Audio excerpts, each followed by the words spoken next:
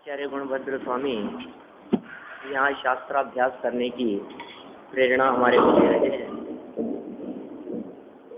शास्त्रों की अनेक प्रकार की विशेषताओं को बतलाते हुए उन्होंने कहा विस्तृत शाखाओं के समान है और ऐसा कोई प्रकरण नहीं है जो शास्त्र में अवेलेबल नहीं हो।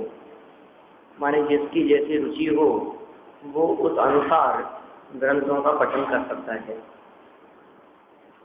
जिसको जिस चीज में इंटरेस्ट हो उस प्रकार के विषय, उस प्रकार के प्रकरण उनको शास्त्रों में अवश्य ही मिलेंगे। ऐसा नहीं होता कि आप चाहें किसी विषय को पढ़ना और वो इस विषय इसमें नहीं मिले।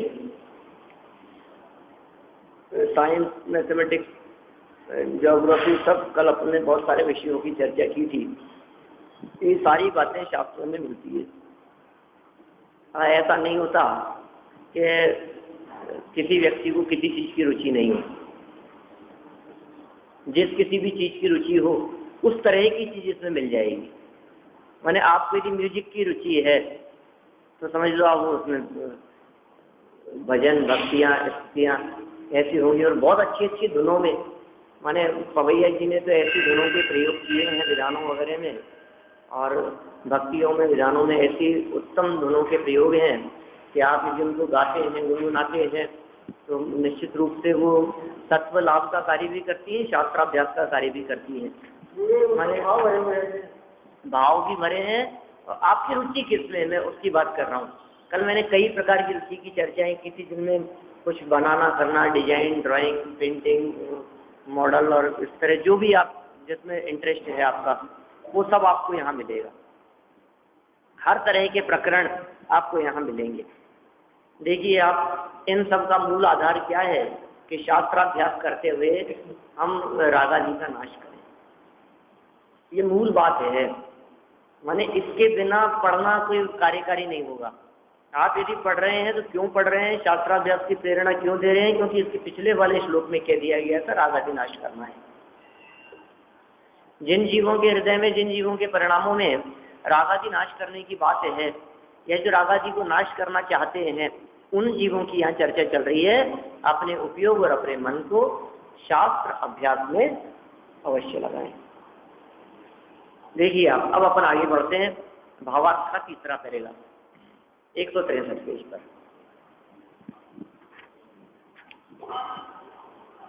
यहाँ मात्र शास्त्रों के बाह्य पठन पाठन आदि को ही शास्त्राभ्यास नहीं समझना चाहिए।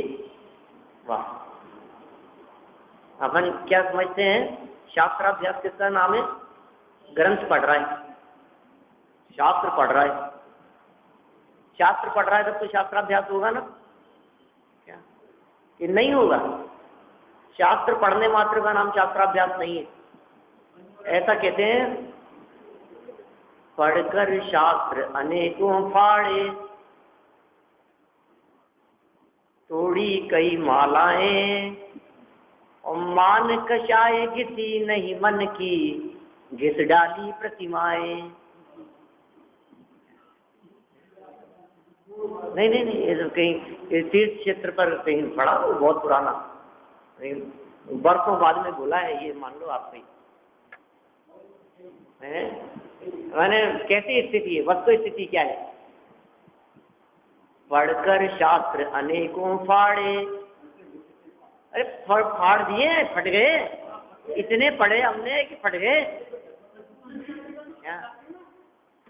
और तोड़ी कई मालाएं, और माला फेर फेर करके मालाएं टूट टाट गई। लेकिन और मान कषाय घिसी नहीं मन की, घिस डाली प्रतिमाएं। इतना प्रचार किया, इतना प्रतिमाओं को घिसा, चमकाया, घिस गई, लेकिन क्या नहीं घिसा? अंदर की मान कषाय नहीं घिसी, बढ़ गई। क्या माने इतना सब कुछ करके हमारे हृदय की जो मान कषाय थी वो और ज्यादा बढ़ गई।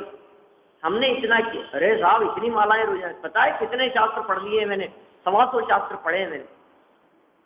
इतनी बार तो हमने इस पर प्रवचन कर दिए, इतनी बार तो हमने सब पठन पाठन करे, इतना बार तो पढ़ करके सुना दिया हमने, इतने तीर्थ क्षेत्रों की यात्रा कर ली, और इतनी बार आज मेरे को 11 साल की उम्र में था तब से प्रक्षाल कर रहा हूँ मैं। आज देखो आप कितने साल हो गए, क्या कर लिया आपने।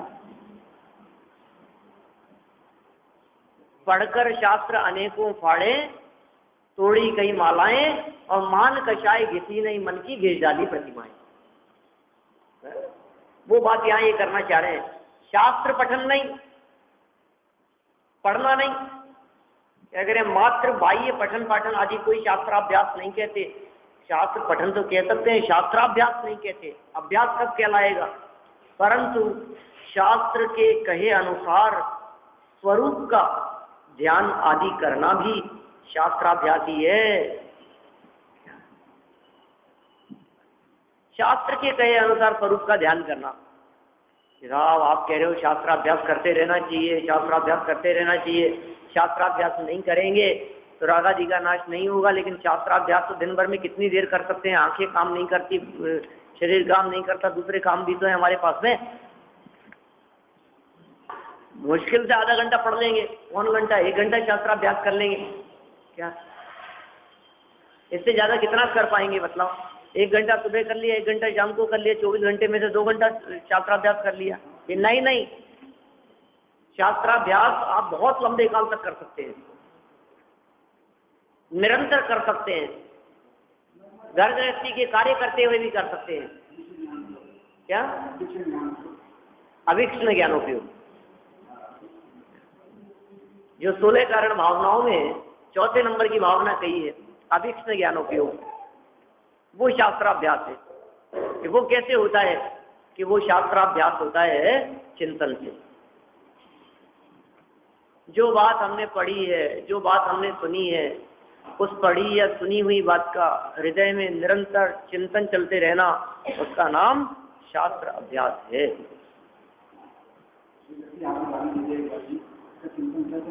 कैसे चलता रहता है बताओ, सोचता ही रहता है उसके बारे में, वो कषाय है। लेकिन कह रहे हैं जैसे उस तरह चिंतन चलता है। देखो लौकिक में कोई व्यक्ति देह की प्रशंसा करते हुए तो उसका भी चिंतन चलता रहता है।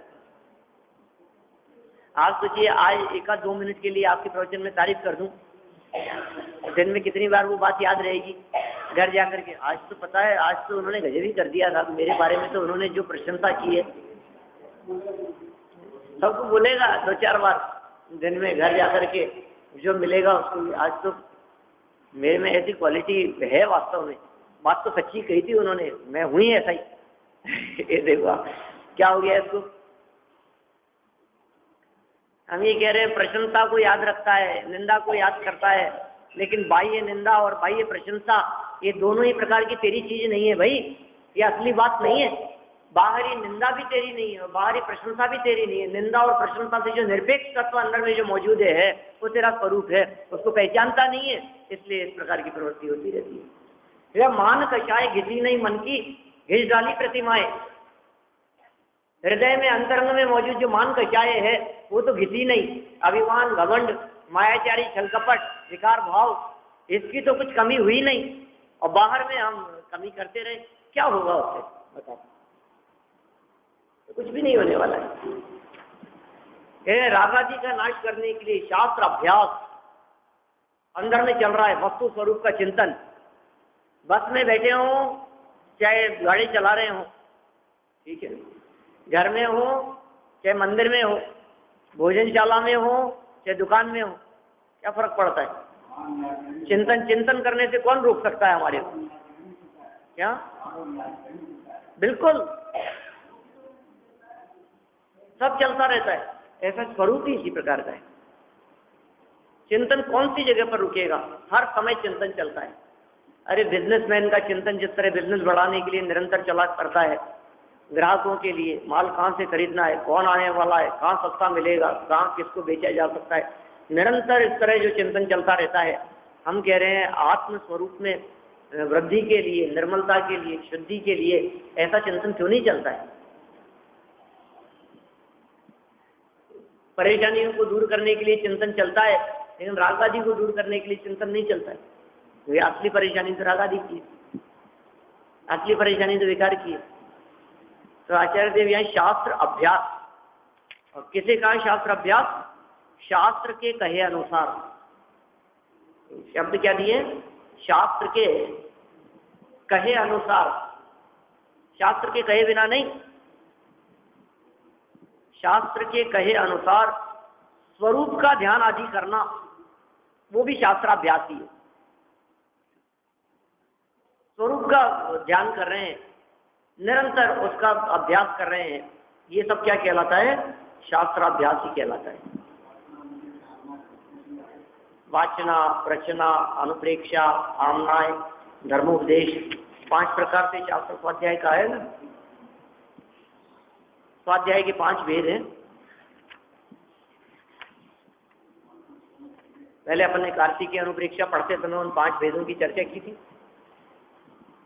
कौन से प्रकरण में ध्यान है?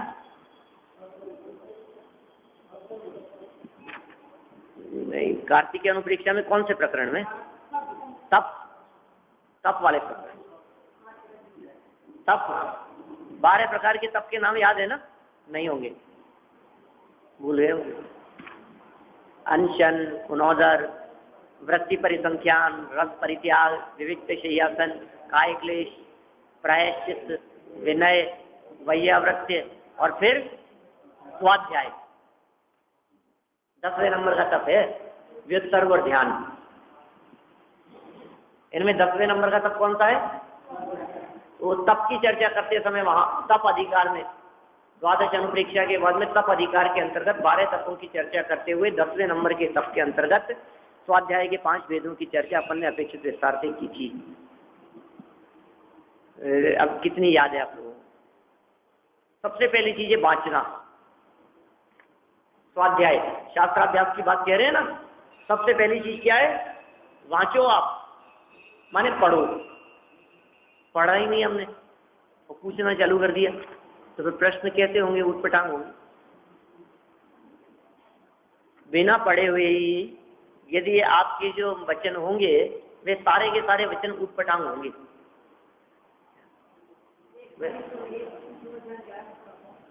1/3/2011 को पढ़ा था आपने, 1.25 साल पुरानी बात है, इन्होंने तुरंत निकाल दिया। देखो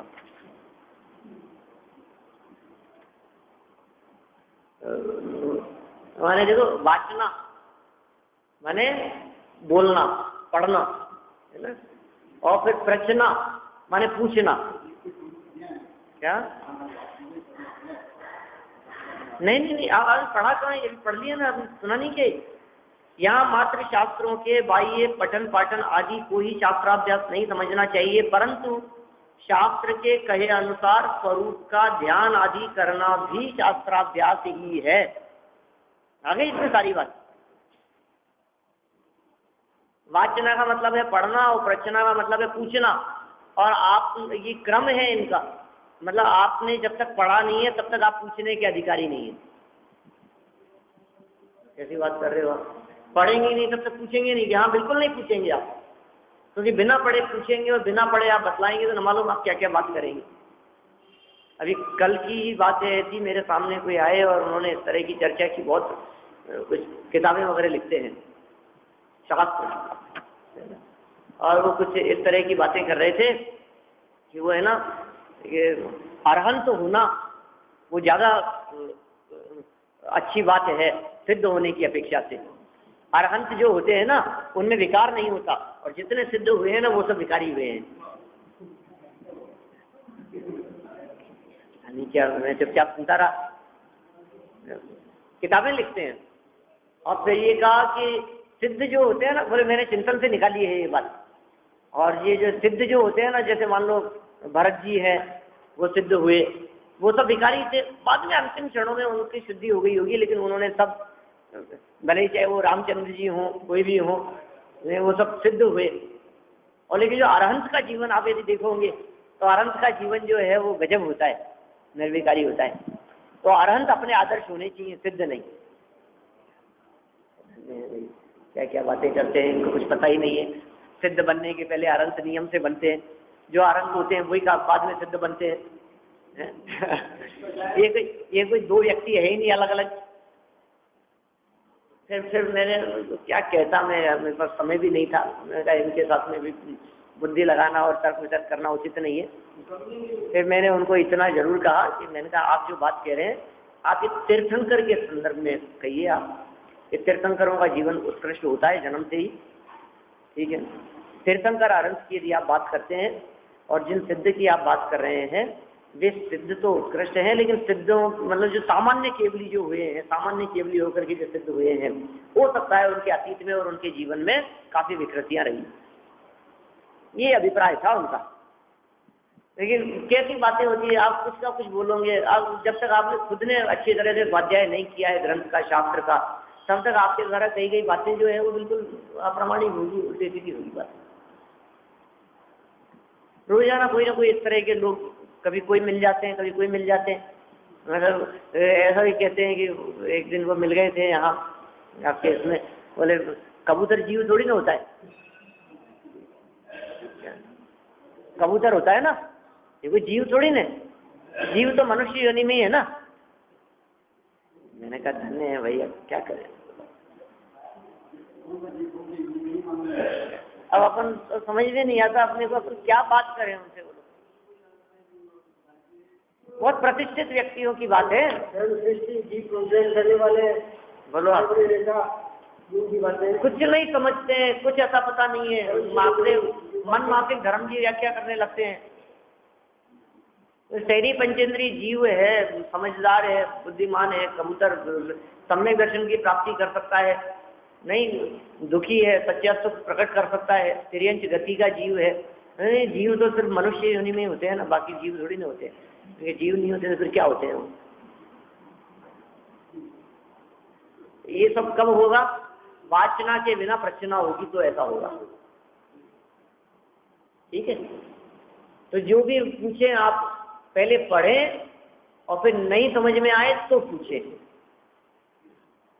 पूछने का तरीका भी यही है। पूछने का तरीका क्या है? आपने कोई भी व्यक्ति से कोई भी प्रश्न ऐसे ही कर लिया, आप उसको ये बतलाएं जिससे आप पूछ रहे हैं सही तरीका क्या है कि हम इस विषय पर स्वाध्याय कर रहे हैं, पढ़ रहे हैं, मैं ये ग्रंथ पढ़ रहा हूँ, मैं ये ग्रंथ पढ़ रही हूँ, मैंने यहाँ तक पढ़ लिया है, इसमें एक विषय ये आया था, उसके इस पेज पर इस तरह की कुछ चर्चा आई थी, लेकिन ये बात हमारे गले नहीं उतर रही है, इसकी क्या विवक्षा है तो बताएं। ये पूछने का तरीका है। आप किसी भी चीज के बारे में, हम रत्नकरण श्रावकाचार पढ़ रहे थे और उसमें ये अध्याय के अंतर्गत ये एक ऐसा प्रकरण आ गया, वो प्रकरण या तो आपको ग्रंथ ही सामने ला करके बताएं पूछते समय, और ग्रंथ सामने नहीं लाएं तो पूरा प्रकरण बतलाएं।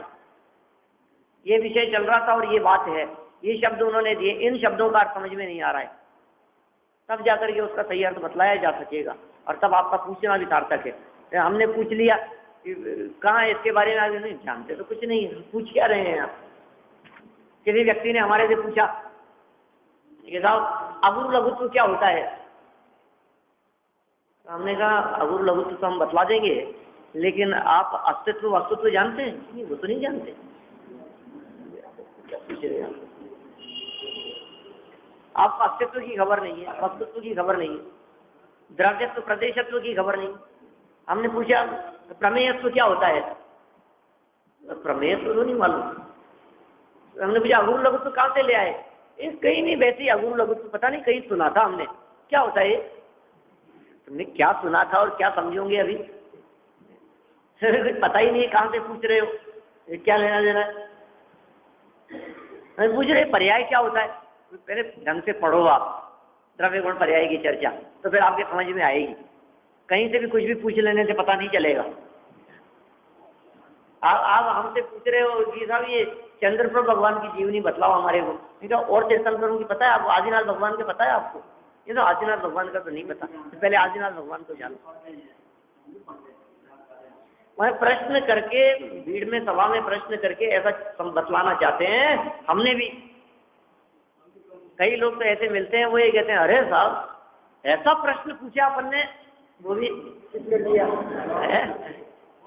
जवाब नहीं दे सके। जवाब नहीं दे सके, जवाब क्या नहीं दे सके, सब समझ में आ गया है कि तुम्हारे ऐसे प्रश्नों का क्या जवाब देवे। ऐसे कई होते हैं, अभी तो कोई नहीं है ऐसे अपनी सभा में, लेकिन जब पंडित साहब यहाँ प्रवचन करते थे तो कई लोग ऐसे बैठते थे सभा में जो जिनका काम ही प्रश्न करने का ही होता था, और रोजाना उनको घुमा फिरा करके उसी तरह के प्रश्न पूछते थे और रोजाना पूरी सभा उसी प्रश्न के जवाब में निकल जाते थे। रोज समझाते थे जानजरी जी, रोजाना समझाते थे उनको, और फिर बाद में अंत में ये कह देते थे कि तुम्हारी समझ में नहीं आएगी। क्या पहले पहले अच्छे से विचार करो उसके बारे में, फिर पूछना। आप 2 मिनट चलने नहीं देते थे और फिर प्रश्न खड़ा कर देते थे। 1 घंटे का प्रवचन 1 लाइन पे चलता था। 1 लाइन पे, मतलब आप शुरू हो जाओ तो आखिरी में दो पता पड़ जाएगा कि क्या विषय चल रहा है। सही बात है। नहीं, वो शुरू में आकर के एक पैराग्राफ पढ़ देते थे क्या, और फिर उसके बाद में वो प्रश्न उत्तर चलते रहते थे और बात खत्म हो जाती। कोई मतलब नहीं है। आप जो पूछ रहे हैं उसके पहले पढ़ें, वाचना, उसके बाद में पूछना, प्रश्ना, और फिर ऐसा नहीं पूछा है तो जवाब क्या दिया जा रहा है उससे कोई मतलब ही नहीं है। क्या आपसे जो पूछा जा रहा, आपने जो पूछा है, आप कम से कम गहराई से उस उत्तर को सुने और फिर उसके बाद में जो उत्तर वक्ता के माध्यम से दिया गया है उसके बारे में चिंतन करें। अनुप्रेक्षा, किसका भेद है? अनुप्रेक्षा स्वाध्याय का। पूछना किसका भेद है? पूछना भी स्वाध्याय है। देखो आप, पढ़ना तो स्वाध्याय है ही, पूछना भी स्वाध्याय है, और उसके बारे में किया गया चिंतन वो भी स्वाध्याय है, और फिर उसके बारे में गहराई से किया गया चिंतन, घोलन, विचार, बुद्धि में तर्क वितर्क और चलने लगा ऊहा को उसके बारे में, वो आमनाएं, वो भी स्वाध्याय है। और फिर इतने सब के बाद में शास्त्रानुसार किसी बात के निर्णय पर पहुंचकर उस बात को किसी और को समझाना, किसी और को बतलाना, किसी और को सिखाना, वो भी स्वाध्याय है, धर्मोपदेश है। माने धर्मोपदेश का नंबर इतने प्रकरणों से गुजरने के बाद आता है। पढ़ा नहीं, पूछा नहीं, चिंतन किया नहीं, आपके चिंतन में कुछ चलता नहीं है और आप बिना चिंतन के आकर के बैठ गए गद्दी पर और समझाना चालू कर रहे हैं, तो आप क्या समझा पाएंगे? आप समझाने के पहले उस चीज के बारे में चिंतन करें कि मुझे क्या समझाना है। अब चलता है सर, गद्दी पर नहीं बैठा है कोई बात नहीं, 4 आदमियों के बीच में बैठ करके चालू कर दिया आपने समझाना। धर्म का क्षेत्र ऐसा है, हर व्यक्ति अपने अपने हिसाब से समझाना चालू कर देता है। ऐसे ऐसे लोग मिल जाते हैं, वो ये कहते हैं 24 तीर्थंकर 24 थोड़ी ना हुए हैं कोई तीर्थंकर, काल्पनिक बातें। जैनी क्या, और 5-7 लोगों के बीच में बैठ करके समझा रहे हैं। ये सब हिंदुओं ने भी वो 24 बना दिए, उनके यहाँ 24 अवतार है, उनके यहाँ 24 पैगंबर है, अपन लोगों ने भी 24 लिख दिए तीर्थंकर। बाकी 24 कुछ नहीं है, तीर्थंकर तो एक ही हुए महावीर भगवान बस। और उनको तर्क से समझा रहे हैं, युक्ति से समझाने का प्रयास कर रहे हैं। क्या हो गया इनकी बुद्धि को? कर क्या रहे हैं समझ में नहीं आ रहा। जैनी कहलाने के लायक है जो व्यक्ति कहते 24 तीर्थंकर नहीं। ऋषभ देव से लेकर पार्श्वनाथ तक 23 तीर्थंकरों को नहीं मानते हो, उनके अस्तित्व में शंका खड़ी करते हो, वे कौन है? वे व्यक्ति उपदेशक, उपदेश दे रहे हैं। तो देखिए यहाँ उपदेश देना एक बहुत बड़ी जिम्मेदारी है। उपदेश के पहले चिंतन होना चाहिए। फिर क्या कहते हैं कि ये बात हमारे चिंतन से निकली। अरे चिंतन तो तब हो गए जब पहले पढ़ा और पूछा और सुना, तब उसके बाद चिंतन होता है। पूरा चिंतन नहीं चलता है। अकेला हम चिंतन तो करें लेकिन पढ़ें कुछ नहीं, तो बिना पढ़े चिंतन कायदा करोगे आप? बोलो, आपने पढ़ा ही नहीं है, वस्तु स्वरूप विचार खुशी से आपने लाइन ही नहीं पढ़ी है। जिसने राग द्वेष काम आदि चीजें आपने लाइन पढ़ी ही नहीं है, तो आप चिंतन कायदा कर रहे हैं। शास्त्र में जो बात पढ़ी गई है उस पढ़ी गई बात का चिंतन, वो भी स्वाध्याय है। शास्त्राभ्यास ये जो यहाँ बतला रहे हैं रागादि के नाश के लिए, इसका मूल हेतु इन्होंने दे दिया यहाँ चिंतन। आप सोचिए, यदि सिर्फ ग्रंथ लेकर के पढ़ने कोई शास्त्र स्वाध्याय कहेंगे तो फिर ग्रंथों की परंपरा तो बहुत बाद में चालू हुई है। उसके पहले के जीवों के स्वाध्याय का क्या होगा? हम आपसे पूछते हैं 12 प्रकार के तप मुनिराजों के जीवन में होते हैं? बराबर होते हैं मुनिराजों के जीवन में 12 प्रकार के तप, सबके जीवन में होते हैं। तो 12 प्रकार के तप होते हैं, तो उनमें स्वाध्याय नाम का तप भी उनके जीवन में होता ही होगा, नहीं तो फिर 11 थोड़ी ना होंगे, 12 होते हैं। इसका मतलब मुनिराज के जीवन में स्वाध्याय नाम का तप भी होता है। दर्शनाचार्य स्वाध्यायी थे या नहीं थे?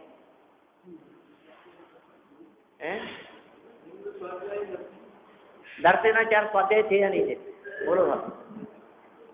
उन्होंने कौन से शास्त्र पढ़े थे? कुछ नहीं पढ़ा था उन्होंने, क्योंकि हमें सबको पता है दर्शनाचार्य के 2 शिष्यों ने, एक पुष्पदंत और एक भूतबली, उन्होंने ग्रंथ लेखन शुरू किया। पुष्पदंत बड़े थे, उन्होंने प्रारंभ किया नमोकार मंत्र मंगलाचरण के रूप में षटखंडागम लिखना शुरू किया, और फिर उस ग्रंथ की पूर्णता महाबंध अधिकार के रूप में भूतबली आचार्य ने की। ठीक है, जीवठान, खुदाबंद, बंध स्वामित्व विषय, वेदना वर्गणा, ये 5 अध्याय लिखे पुष्पदंत ने, और फिर महाबंध एक 6ठा खंड लिखा भूतबली ने। और इन 6 खंडों से युक्त जो आगम लिखा गया, सर्वप्रथम आगम, प्रथम श्रुत स्कंद, जैन परंपरा का, दिगंबर जैन परंपरा का सर्वप्रथम लिपिबद्ध लिखा गया शास्त्र षटखंडागम, उसका नाम था पुष्पदंत भूतबली ने लिखा। उनके गुरु जीवन में एक भी शब्द नहीं लिखा, उनके पहले लिखा ही नहीं गया था, तो जब उसके पहले था ही नहीं लिखा हुआ, पढ़ा भी नहीं होगा उन्हें। जब लिखा ही नहीं था, पढ़ा भी नहीं होगा, तो स्वाध्यायी थे या नहीं थे? उन दर्शनाचार्य के गुरु स्वाध्यायी थे या नहीं थे? उनके गुरु स्वाध्यायी थे या नहीं थे? आप सोचिए, विचार कीजिए उसके बारे में। भद्रबाहु स्वाध्यायी थे या नहीं? भगवान महावीर स्वामी के बाद में और केवलियों की परंपरा के बाद में समझ लीजिए आप, इंद्रभूति गौतम, सुधर्म और जम्बू स्वामी, इन 3 अनुबद्ध केवलियों के बाद, अननुबद्ध केवलियों की भी परंपरा बंद हो जाने के बाद, 5 श्रुत केवली, और उसके बाद में 683 वर्ष तक चलती हुई मुनि परंपरा में हुए सैकड़ों मुनिराज, हजारों नहीं कह सकते हैं अपन, वो सैकड़ों हजारों मुनिराज, ये सब एक भी क ख ग पढ़ने वाले नहीं थे। बोलो आप। लेकिन सारे के सारे मुनिराज, भावलिंगी मुनिराज, वस्तु स्वरूप का विचार और चिंतन करने वाले थे। 12 प्रकार के तप उनके जीवन में देखे जा सकते थे। वे सब के सब स्वाध्यायी थे, तो उन सब का स्वाध्याय चिंतनात्मक था, पठनात्मक नहीं था।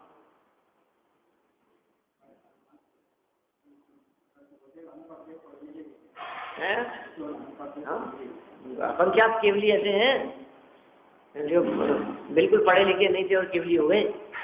असंख्यात हैं सिद्ध दशा में विराजमान। क्या स्वरूप को जान लिया? कल अपन ने स्वाध्याय की चर्चा की थी, अपने को जाने वो असली स्वाध्याय है। अपने आप को पढ़े, 2.5 अक्षर आत्म के पढ़े तो पंडित हुए। वो थी पढ़ बावरिया पंडित भया ने कोय, और 2.5 अक्षर आत्म के पढ़े तो पंडित होए। ठीक है, कबीरदास जी की पंक्तियां हैं, एक शब्द अपन ने बदला है। क्या? हाँ, 2.5 अक्षर प्रेम का, 2.5 अक्षर प्रेम का पढ़े तो पंडित होए। ये कबीर की पंक्तियां हैं। वो थी पढ़ जग मुआ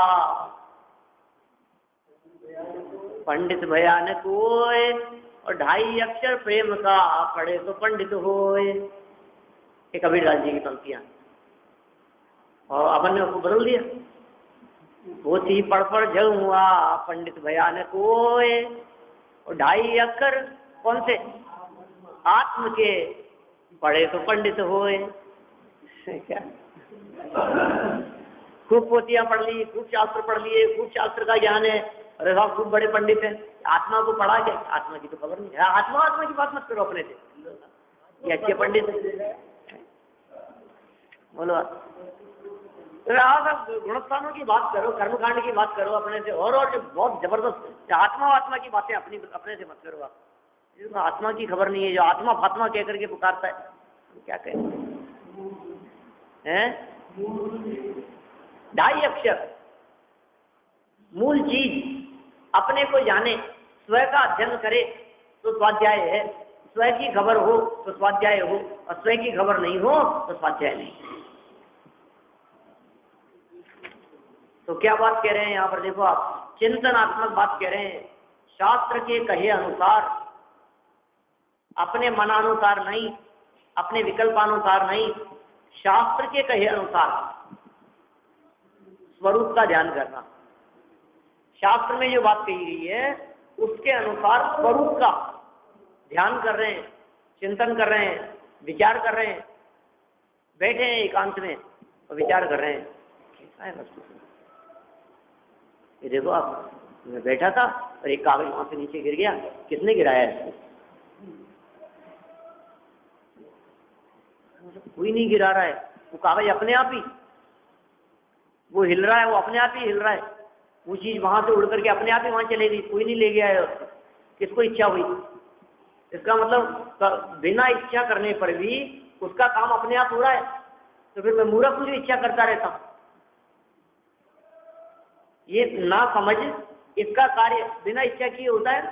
माइक ऐसी इच्छा करता होगा कि अभी ये यहाँ से ऑन करेंगे, फिर उसके बाद में आकर के यहाँ बोलेंगे, तो फिर मैं इनकी आवाज को तेज करूंगा, ऐसा विचार करता होगा माइक। अपने आप ही हो रहा है। सारे जगत का कार्य जब अपने आप हो रहा है तो फिर ये मेरा कार्य अपने आप क्यों नहीं होता? मैं ऐसा क्यों सोचता हूं कि नहीं साहब करना तो पड़ेगा ही, बिना किए कैसे होगा? अचेतन के कार्य कौन करता है? उद्गलों के कार्य कौन करता है? घर में रखी हुई टेबल टूट गई, किसने तोड़ दी?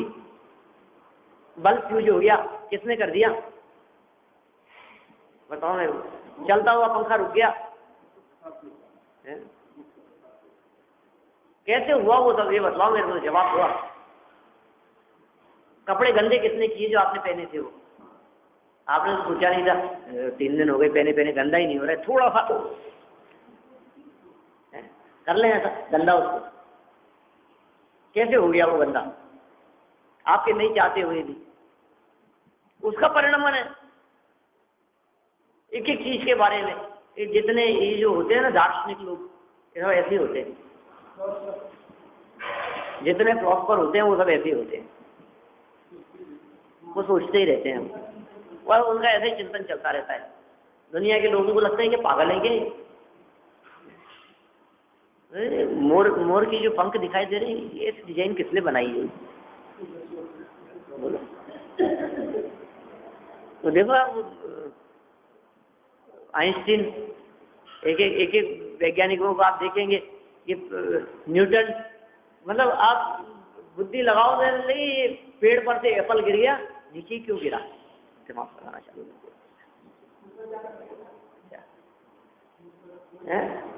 ऊपर क्यों नहीं गया?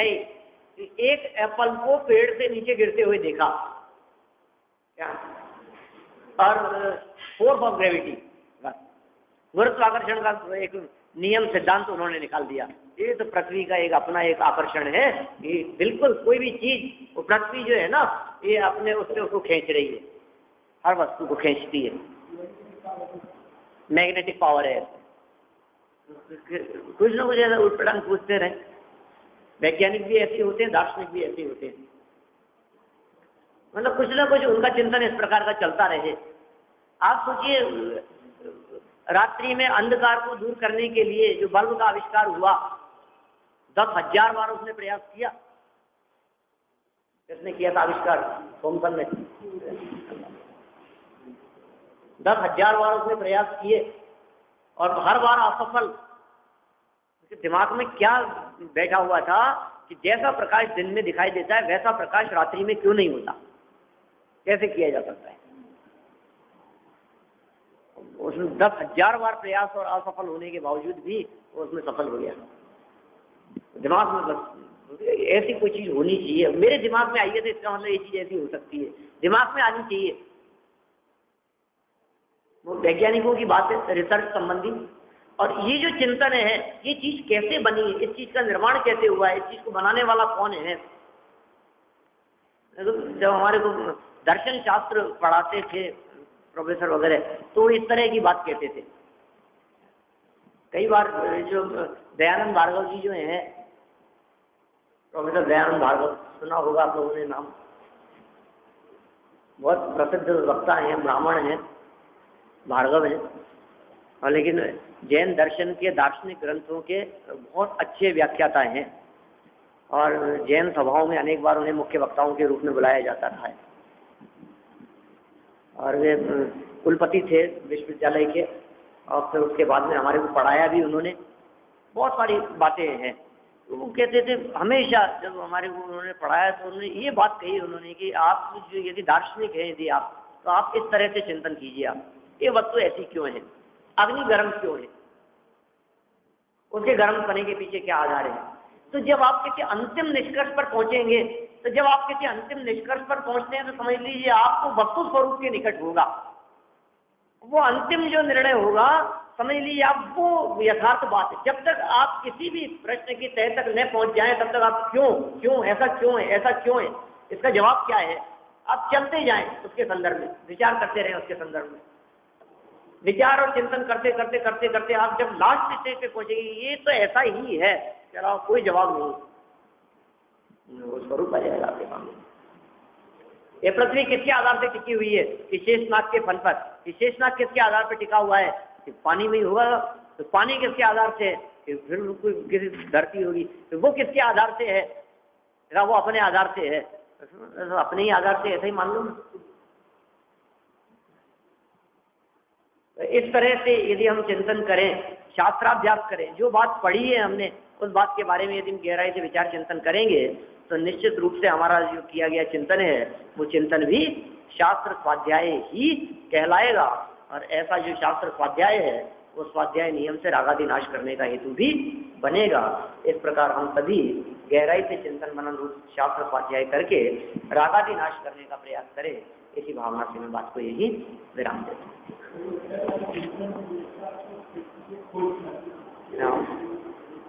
मैं ज्ञानानंद स्वभावी हूँ, मैं ज्ञानानंद स्वभावी हूँ, मैं हूँ अपने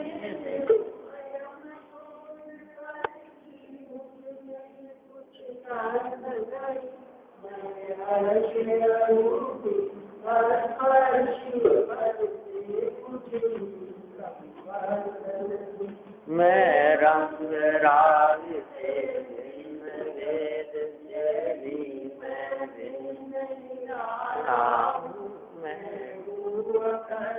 चैतन्य से जगत में रमने वाला हूँ।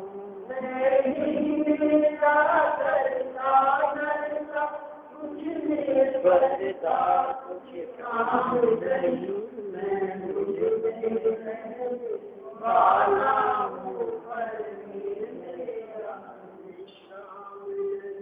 मैं शुद्ध बुद्ध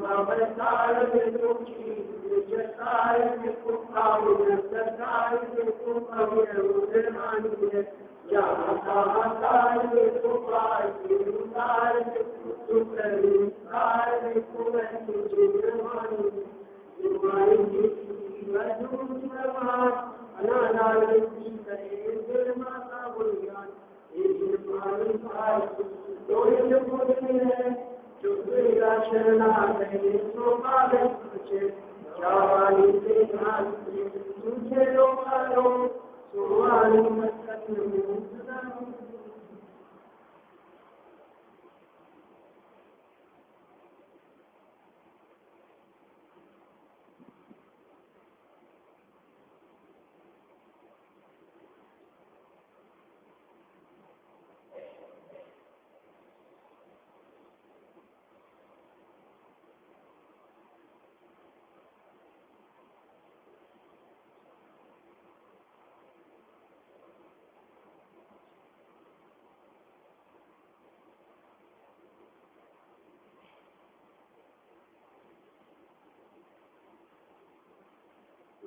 शांति